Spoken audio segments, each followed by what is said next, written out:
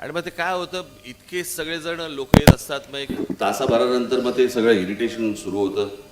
यावेळेला खरं तर मी तुम्हाला असं वाटलं असेल की बाबा नाही, बाहेर जावी सांगून मी घरीच होतो. घरी नव्हतो म्हणजे घरी होतो, पण बाहेर जायचं होतं. आईने सांगितलं की नको, घरीच थांबू आपण, बाहेर जाऊया नको. मग घरी थांबलो. मग काही जण आले तरी पण. मग माझी आता आल्यावरती काय सांगू, पत्र वाचलं नाहीस का? पण ते घरच्या घरीच सगळं होतं, त्याच्यामुळे ते होऊ शकलं नाही. पुढल्या वर्षी निश्चित बाहेरगावी जाईल, काळजी नसावी.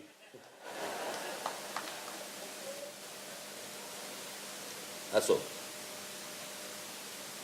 आज तुम्हाला इथे अभिजित येऊन त्यांनी आपल्याला SIR बद्दल अनेक गोष्टींची माहिती दिली. आजचा खास करून हा मेळावा मी तेवढ्यासाठीच आज बोलवला की SIR या गोष्टीकडे दुर्लक्ष करू नका. SIR तर येतच आहे, त्याच्यातनं पश्चिम बंगालमध्ये, बिहारमध्ये काय झालं आपण पाहिलंच. त्याच्या अगोदर आपल्यापैकी अनेकांचं आणि आपल्यापैकी आपल्याकडे असलेल्या अनेक इतर राजकीय पक्षांच्या देखील अनेकांचं या मतदार याद्यांवरती लक्ष नसल्यामुळे काय काय गोंधळ होऊ शकतात. आणि आता निवडणुका ह्या ही गोष्ट इतक्या प्रोफेशनल लेवलवरती आलेली आहे की यांच्याकडे दुर्लक्ष करणं म्हणजे तुमचं संपूर्ण. तुम्ही एक गोष्ट लक्षात घ्या, प्रत्येकाची इच्छा असते की बाबा मला खासदार व्हायचंय, मला आमदार व्हायचंय, मला नगरसेवक व्हायचंय. पण आपल्या ह्या असल्या चुकीने आपण आयुष्यातली 5-5 वर्ष घालवतोय, ह्याचा काही आपल्याला अंदाज येतोय का? आज 20 वर्षापूर्वी ज्या वेळेला तुम्ही सगळं सहकारी माझ्याबरोबर सगळेजण आलात, त्यावेळेला तुमची मुलं किती वर्षाची होती आणि आज ती किती वर्षाची आहेत याचा जरा अंदाज घ्या. आणि त्याच्यातनं आपण काय काय गोष्टी, तुम्ही आंदोलनं करता, उत्तम आंदोलनं करता,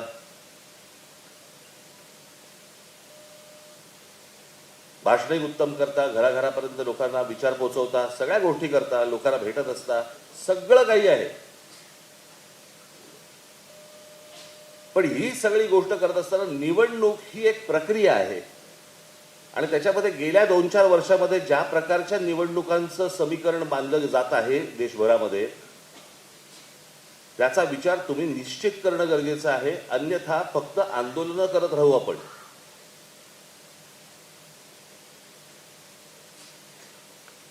आता परवा दिवशी पण आपला तो आपला विभाग अध्यक्ष ते महाराजांचा महेश परकसे, महाराजांच्या जिरोटोपावरती जैनांचा झेंडा, इथपर्यंत गेलं की सगळं तुम्हाला महाराजांचा जिरोटोप वगैरे कळेल असं झाला. पण ह्या सगळ्या गोष्टी काही जाणून बुजून सुरू आहेत का? की निवडणूक प्रक्रियेकडे तुमचं संपूर्ण दुर्लक्ष होऊन फक्त तुम्हाला आंदोलनामध्ये गुंतवून ठेवण्याचं काम सुरू आहे का? मला असं वाटतं हे पण तुम्ही तपासणं गरजेचं आहे, आवश्यक आहे. आज वर्षोनवर्ष इथे अनेक जैन लोक राहत आहेत. प्रत्येक धर्माबद्दल आम्हाला आदर आहे. त्यांच्या मुली जे काही उत्तम काम करत असतील त्याही बद्दल आदर आहे. पण काही जण जे आहेत त्यांच्यातले काही मुनी हे भारतीय जनता पक्षाच्या गच्छपी लागलेत आणि गच्छपी लागून तिथे ते राजकारण करण्याचा प्रयत्न करतायत, ज्याच्यामध्ये तुम्हाला अडकवून ठेवतायत. तो एक जण कोणतरी आहे, तो त्याला मुनी पण म्हणत नाहीत. कोणतरी एक जण आहे, त्याला मुनी पण म्हणत नाहीत. एक कुरळ्या केसाची इथे दाढी मिठी काहीतरी घेऊन फिरतो, त्याला इथे कुरळे केस आले.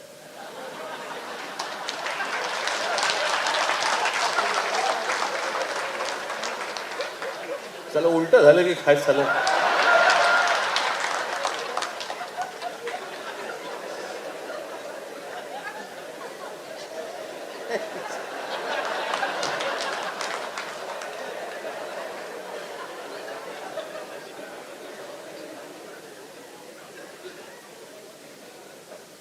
आम्ही हातात बांगड्या नाही भरल्या. मराठी माणसाचं मनगट पाहिलंय का कधी?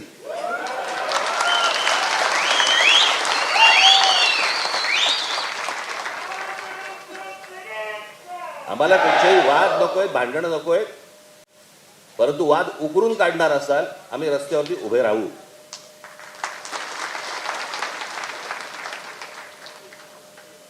मला त्यातले काही जण भेटायला येणार आहेत मला, त्याला मी त्यांच्याशी बोलीनच. कसले पांढरे पट्टे मारताय, कशासाठी मारताय, कुठून आलंय नवीन? अनेक मुली यांचे रस्त्यावरती फिरत असतात, हायवेवरती फिरत असतात, सगळीकडे जात असतात, तेव्हा नाही पांढरे पट्टे लागत तुम्हाला? सोसायट्यांमध्ये सांगताय, अस्तित्व दाखवताय. तुम्ही धर्माचं काम करा. तुम्ही त्या समाजाबद्दल, त्या जैन समाजाबद्दल जे काय धर्माचं काम करत असाल करा, करण्याबद्दल काहीच प्रश्न नाहीये. नको त्या भानगडीत कशाला येत आहे?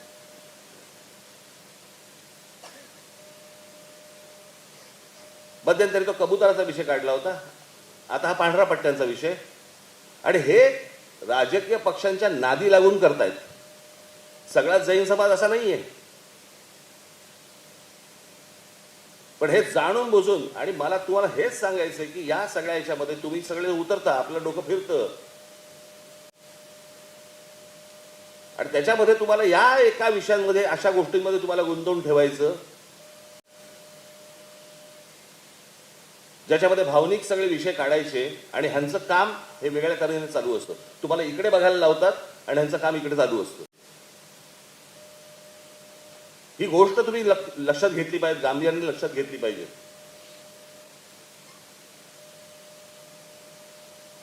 संपूर्ण देशाचा विचका झालेला आहे, राज्याचा विचका झालाय. मला ना कोणाची सत्ता आहे आणि कोण विरोधी पक्षात आहे वगैरे, कोणाला सत्ता मिळवायची आहे, हा सगळा भाग बाजूला सोडा. आपण आपल्या राज्याचं काय नुकसान करतोय, आपण आपल्या देशाचं काय नुकसान करतोय. आज बेरोजगारीचं प्रमाण इतकं प्रचंड मोठ्या प्रमाणावरती वाढलेलं आहे, काही लक्ष आपलं त्याकडे?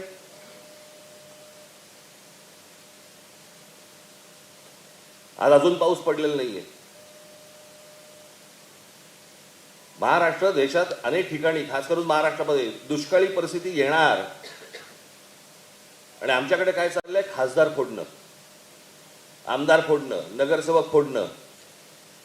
आमची सत्ता कशी टिकेल, वाटेल तेवढे पैसे आम्ही द्यायला तयार आहोत. माणसं विकली जात आहेत. मला असं वाटतं राजकीय पक्षाच्या कार्यकर्त्यांनी या गोष्टींचा विचार करायला नाही पाहिजे, जनतेने करायला पाहिजे, लोकांनी करायला पाहिजे. की ज्यांना निवडून आणण्यासाठी तुम्ही 4-4, 5-5 तास, 2-2 तास तिथे उन्हामध्ये त्या रांगेत उभे राहिलात, तो माणूस 50-100 कोटीसाठी म्हणून विकले जातात. त्यांना पुन्हा तुम्ही परत उभे करणार का? आत्ताही जर समजा ते परत आले तर तुमची प्रतिक्रिया काय असणार त्याच्यावरती?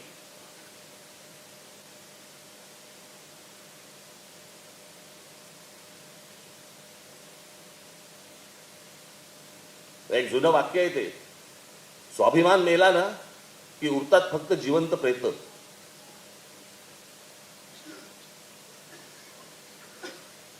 आणि हे ज्या प्रकारचं राजकारण आता महाराष्ट्रामध्ये, देशामध्ये जे सुरू आहे, भविष्यातल्या येणाऱ्या पिढ्यांना आम्ही काय सांगणार आहोत? आम्ही विकले गेलो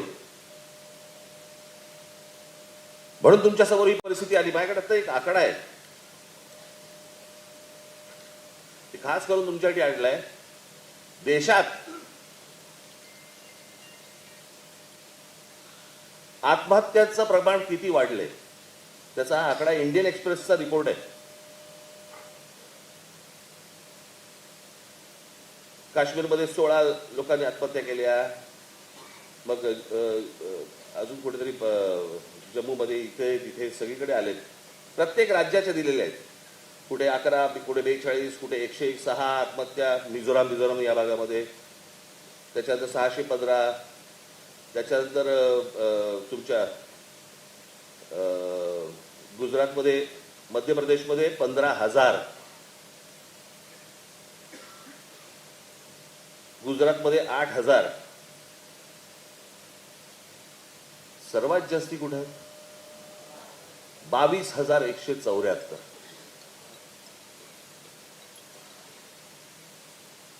आज शेतकरी आत्महत्या करतायत, विद्यार्थी आत्महत्या करतायत, नीटचे पेपर फुटतायत. या नीटला जेव्हा आणली त्याच वेळेला आपण विरोध केला होता.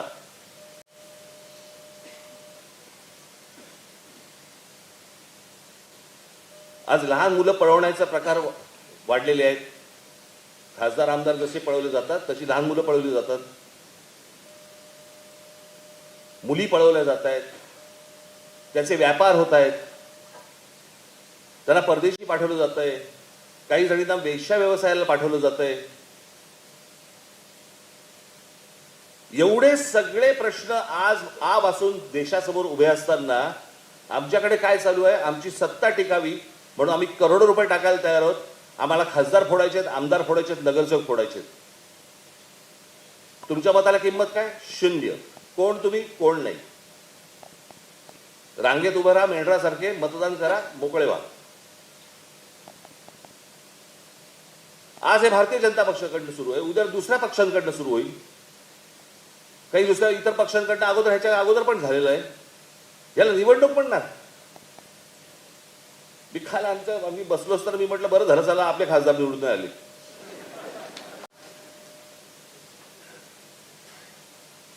पण या पळवापळवीच्या राजकारणामध्ये आपण मूलभूत गोष्टी आपण विसरून जातो आहोत.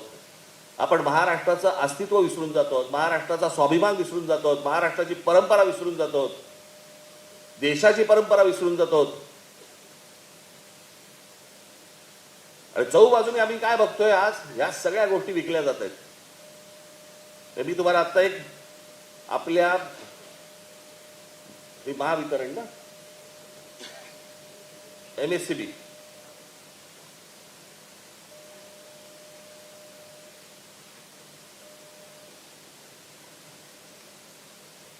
MSCDCL Maharashtra state electric distribution बरोबर वितरण, याचा भारताच्या पॉवर मिनिस्ट्रीने आत्ता एक आकडा काढला. तुम्ही नीट लक्षात ठेवा मी काय बोलतोय. इथे माझे चॅनलवाले असतील त्यांनी जर नीट पत्रकारांनी नीट बघावं. हा माझ्याकडे आत्ता रिपोर्ट आलाय. या भारताच्या पॉवर मिनिस्ट्रीने जाहीर केलेला रिपोर्ट आहे MSCDCL ची. 100 पैकी महाराष्ट्राला किती गुण मिळाले असतील पॉवर डिस्ट्रीब्युशन मध्ये? तुम्ही राजकारण नीट समजून घ्या मी काय बोलतोय ते. किती गुण मिळाले असतील? 100 पैकी किती गुण मिळालेले असतील महाराष्ट्राला? 1.5%. 1.5 गुण मिळाले. 1.5.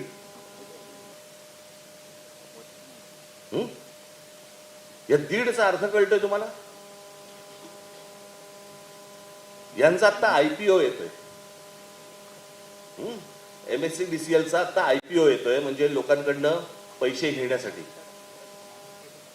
ज्याला 1.5 मार्क आहे त्याच्यात कोण गुंतवणूक करणार मला जरा सांगा? कोण येणार गुंतवणूक करायला? फक्त म्हणजे हे एकदा ताब्यात आलं संपूर्ण महाराष्ट्राचं डिस्ट्रीब्युशन की महाराष्ट्राची वीज हे अदानी ठरवलं.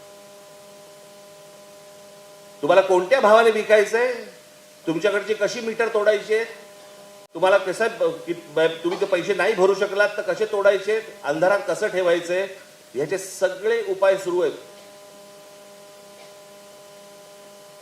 मुंबई ठाणा महाराष्ट्रातल्या जमिनी तर देतातच आहेत.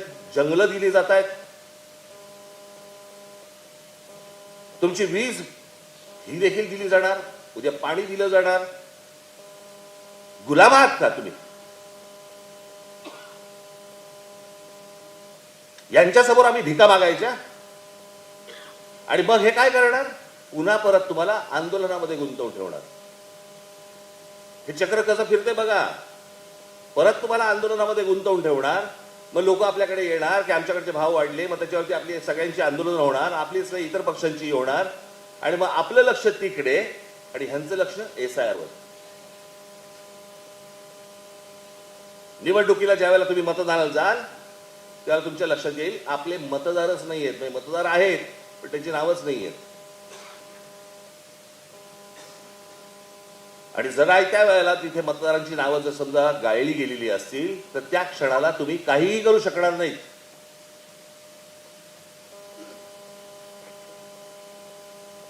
मला जे कळलं त्याप्रमाणे आता काहीतरी ममता बॅनर्जींची जवळपास 27 लाख मतं काढली गेली. 27 लाख.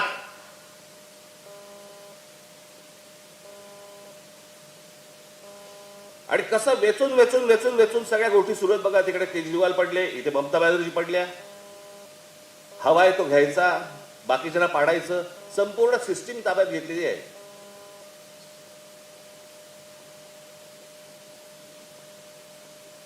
मला कोण सत्तेवर आहे ना ह्याच्या मला फरक पडत नाहीये. सत्तेवर बसून तुम्ही काय करताय ना याचा मला जास्ती फरक पडतो.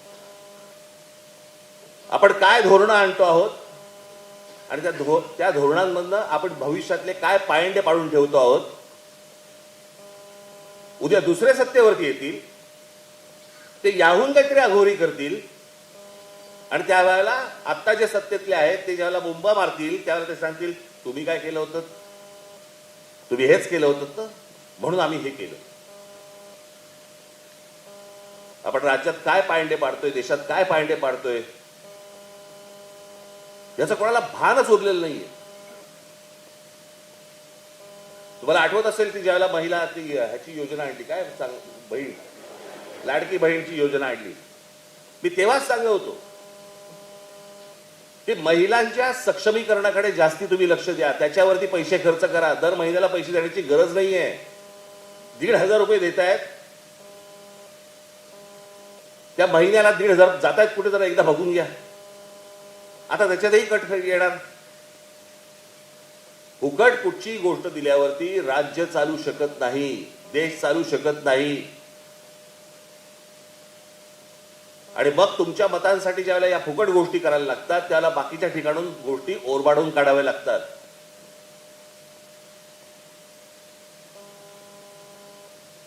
तुमच्याकडे तुम्हाला 1 रुपया द्यायचा आणि तुमच्याकडे 10 रुपये ओरबाडून काढायचे, 100 रुपये ओरबाडून काढायचे. आपण हे कधीतरी गणित मांडणार आहोत की नाही, बघणार आहोत की नाही. मगाशी म्हटलं त्याप्रमाणे कोण सत्तेत आहे ह्याच्याशी मला मतलब नाही. आपण काय देशाचं वाटोळं करतोय, आपण भविष्यातल्या येणाऱ्या पिढ्यांचं काय नुकसान करतो आहोत, आपल्याला हे जर समजत नसेल, काय चाटायच्या त्या निवडणुका. आणि जर समजा तुम्हाला चांगलं काम करायचं असेल, तुम्हाला नगरसेवक होऊन, आमदार होऊन, खासदार होऊन जर समजा तुम्हाला चांगलं काम करायचं असेल, तर आता ते अभिजित यांनी सांगितल्याप्रमाणे तो तिथे जाण्याचा सत्तेचा मार्ग हा मतदार यादीतनच जातो. खरा मतदार कोण आहे, खोटा मतदार कोण आहे, खोट्या मतदारांवरती तुम्ही ऑब्जेक्शन घेतली पाहिजेत, याच्यासाठी तुम्ही फिरलं पाहिजेत, बघितलं पाहिजेत. आज महाराष्ट्रामध्ये आपले सगळे अनेक आपले महाराष्ट्र सैनिक आहेत, अनेक हितचिंतक आहेत. मला त्यांची साथ हवी आहे.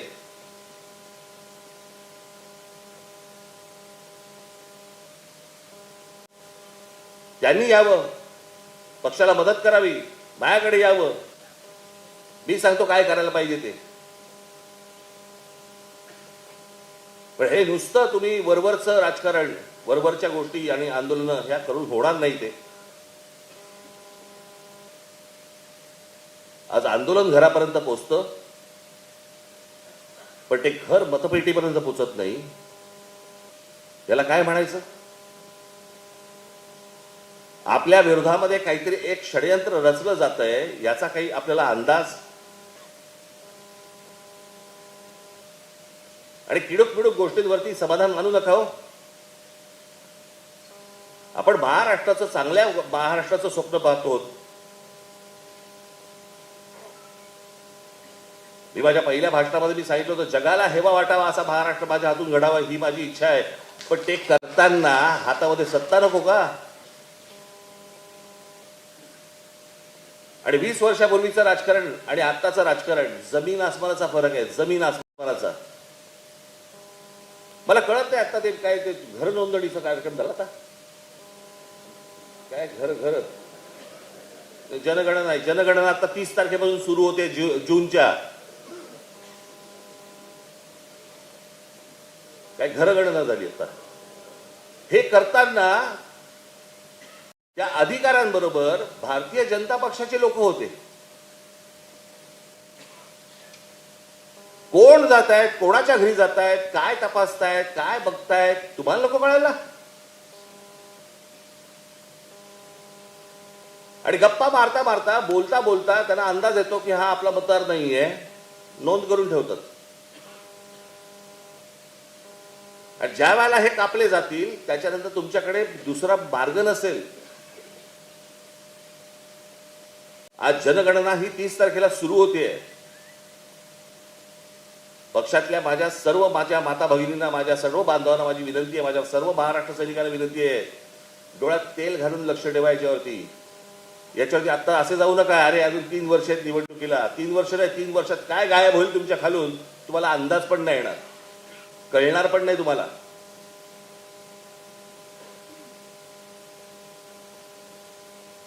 त्याच्यामुळे आता एक पक्षातर्फे एक सिस्टीम लावली जाणार आहे. आता हे दुबार मतदार, 2 पैकी एकाच ठिकाणी राहणार नाव, तुम्हाला वाटेल 2 पैकी एकाच ठिकाणी नाव राहणार म्हणजे कुठचं नाव राहणार. साधे भोळेपणाने जाऊ नका हो, यांच्याकडे साधे भोळेपणाने पाहू नका या लोकांकडे. हे काय ज्या प्रकारे चालू आहे ते आपण काय विचार करतो, अरे नाही हा मुलगा परभणीचा आहे, तो आता सध्या राहतो पुण्यामध्ये, मग त्याचा 2 घाट. जो युपीत राहतोय त्याचं काय करणार, जो बिहारमध्ये राहतोय त्याचं काय करणार, जो छत्तीसगडमध्ये राहतोय त्याचं काय करणार, जो झारखंडमध्ये राहतोय त्याचं काय करणार, जो गुजरातमध्ये राहतोय त्याचं काय करणार. एका वेळेला तर आपल्याकडे निवडणुका होत नाहीत. मग ते इथे मतदान करतात आणि मग गाड्या भरभरून तिकडे जातात, तिकडेही मतदान करतात. या सर्व गोष्टींवरती तुमचं लक्ष पाहिजे. हा खेळ कसा चालाखीने खेळला जातोय, समोरचे कसे खेळतायत याचं भान आपल्याला जर नसेल तर निवडणुका लढवण्यात काहीही अर्थ नाही. तुम्हाला आठवत असेल ना, 2018 साली मी बोललो होतो, आठवतं ना? सर्व राजकीय पक्षांना सांगत होतो मी, निवडणुका लढवू नका, बहिष्कार टाका निवडणुकांवरती. हे ज्या प्रकारचं राजकारण आता सुरू आहे, ज्या प्रकारची निवडणूक प्रक्रिया सुरू आहे, हाताला काही लागणार नाही. आणि जरा थोडं बहुत जरी हाताला लागलं, हे नंतर काढून घेतील. अर्थात सत्तेचा अमरपट्टा कोणीच घेऊन आलेला नसतो. प्रत्येकाला सत्तेपासून दूर व्हावंच लागतं, हेही होतीलच. हे तुमच्या टाळ्यांसाठी नाही बोललो, हे सत्य आहे. ज्यांनी 60 वर्ष राज्य केले या देशावरती, त्या काँग्रेसची परिस्थिती बघा काय आहे.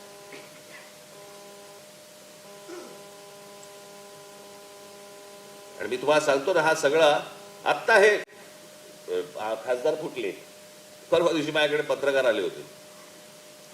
त्याला मी 1 मार्काचा प्रश्न होता, मी म्हटलं माझा 1 मार्काचा प्रश्न आहे, मला 1 मार्काचं उत्तर द्या. मला काय म्हटलं, केंद्रात सत्ता कोणाची? ते बोलले भारतीय जनता पक्षाची. म्हटलं राज्यात सत्ता कोणाची? ते बोलले भारतीय जनता पक्षाची. म्हटलं मग शिवसेनेचे 6 खासदार हे भारतीय जनता पक्षामध्ये न जाता शिंदेकडे का गेले?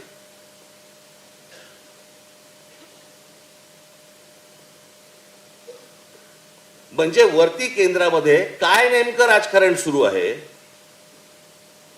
आणि 2029ची ही अमित शहा स्वतःची तयारी करतायत. आणि त्याच्यामुळे भाजपमध्ये तर असतील, जर विरोध करणारे असतील तर बाकीचे जे सगळे गट आहेत ते बरोबर असलेले बरे, याच्यासाठीची नाही तर 6 भाजपमध्ये जाऊ शकले असते. सोपं आहे ना. हे नेमकं काय घडतंय मी तुम्हाला सांगतो. ज्याला आपण अंतर्गत, ज्याला म्हणतो ना, एक वाद, ज्वालामुखी, त्रास, असा जो गोंधळ सगळा जो आहे ना, हा या देशापेक्षा भारतीय जनता पक्षात जास्ती आहे.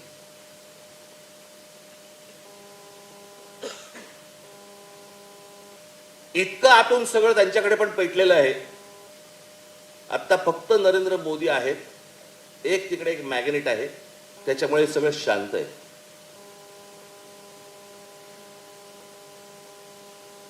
पण काही जण म्हणतात वर्षभरात अनेक काही गोंधळ निर्माण होतील, केंद्रातही होतील, देशभरातही होतील, बघू. पण मला असं वाटतं की तुम्ही तयारीत असणं गरजेचं आहे.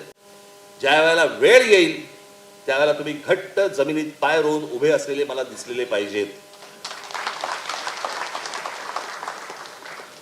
आणि म्हणून या SIRच्या तयारीला लागा. हे आता प्रत्येक शाखांमधनं ह्या सगळ्या गोष्टी सुरू होतील पुढच्या काही दिवसांमध्ये. आणि त्याच्याबद्दल तुम्हाला सगळी मांडणी दिली जाईल. कशी माणसं, आता हे त्याच्यामध्ये BLA हे एक सगळ्यात महत्वाचा राहिला विषय. काय गडबड सुरू आहे ती पण तुम्ही लक्षात घेतली पाहिजे. अविनाश टाण, माझ्याकडे काल एक BLAचा रिपोर्ट आला.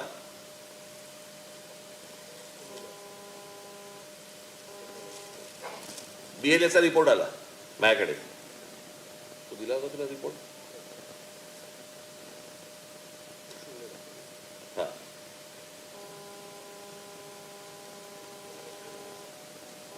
आपण BLA वरती मेळावा घेतला होता, BLA नोंदणी करण्यासाठी म्हणून.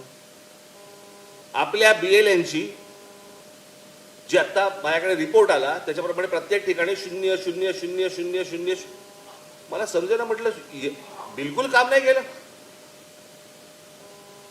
काल अविनाश आला होता, अविनाशला विचारलं, म्हटलं अरे अविनाश, म्हटलं ठाण्यामध्ये, संपूर्ण ठाणे शहरामध्ये मला 0 दिसतोय, जो सरकारी आकडा होता. म्हटलं 0 दिसतोय, तोला असं हा होऊच शकत नाही. बस सगळी त्यांनी माहिती काढली आणि माहिती काढल्यानंतर कळलं हे सगळे BLAचे फॉर्म त्यांच्या अधिकाऱ्यांच्या सहीने भरून ठेवलेले फॉर्म त्या अधिकाऱ्यांनी टेबलाखाली ठेवून दिले होते. रजिस्टरच केलेले, फक्त तुम्हाला शिक्के दिले, पुढे काही नाही केलं. हे प्रत्येक निवडणूक जे अधिकारी आहेत तिकडचे तिकडचे या शहरांमधले इतर, यांच्यावरती तुम्हाला दबाव आणावा लागेल. हे काय प्रकारचं कारस्थान सुरू आहे? हे बघा, हे प्रत्येक हे ठाण्यामधले वॉर्डाचे आहेत.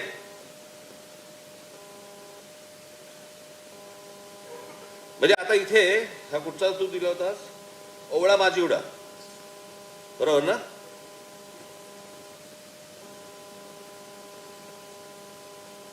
हे ओवळा माजिवड्याला 0 दिलेले, 0. हे एवढे भरलेले आहेत. हे तुम्हाला काम करू देणार नाही. आणि तुम्ही जर समजा BLA म्हणून रजिस्टर झाले नाही तर हे तुम्हाला SIRच्या यादीमध्ये काम करू देणार नाहीत. त्याच्यामुळे तुम्ही ही गोष्ट किती गांभीर्याने घेतली पाहिजे. आज इतके BLA आपण सगळे नोंदण्या केल्या सगळ्यांच्या, कुठे आहेत ते? मी तुम्हाला वारंवार सांगतो, ज्या प्रकारचं कारस्थान हे सगळं शासकीय यंत्रणा वापरून जे केलं जात आहे हे तुम्हाला उधळून लावलं पाहिजे, तर निवडणुकीत यश मिळेल, अन्यथा नाही. त्याच्यामुळे तुम्ही ही SIRची गोष्ट आणि ही BLAची गोष्ट अत्यंत गांभीर्याने घ्यावी. तात्काळ आपल्याला हे सगळे BLA आता जे आहेत त्यांना एकत्र करणं गरजेचं आहे, त्यांची नोंदणी करणं गरजेचं आहे. त्या अधिकाऱ्यांच्या डोक्यावर बसून ते सगळ्या गोष्टी रजिस्टर करणं गरजेचं आहे आणि त्याच्या पुढे त्याला कामाला लावायचंय. काम कशा प्रकारचं करायचंय हे तुम्हाला आठवड्याभरात समजेल. समजलं सगळ्यांना? धन्यवाद. पुन्हा एकदा दिलगिरी व्यक्त करतो, वाढदिवसाच्या दिवशी भेटू शकलो नाही, पुढल्या वर्षी नक्की भेटू आपण, बरं का?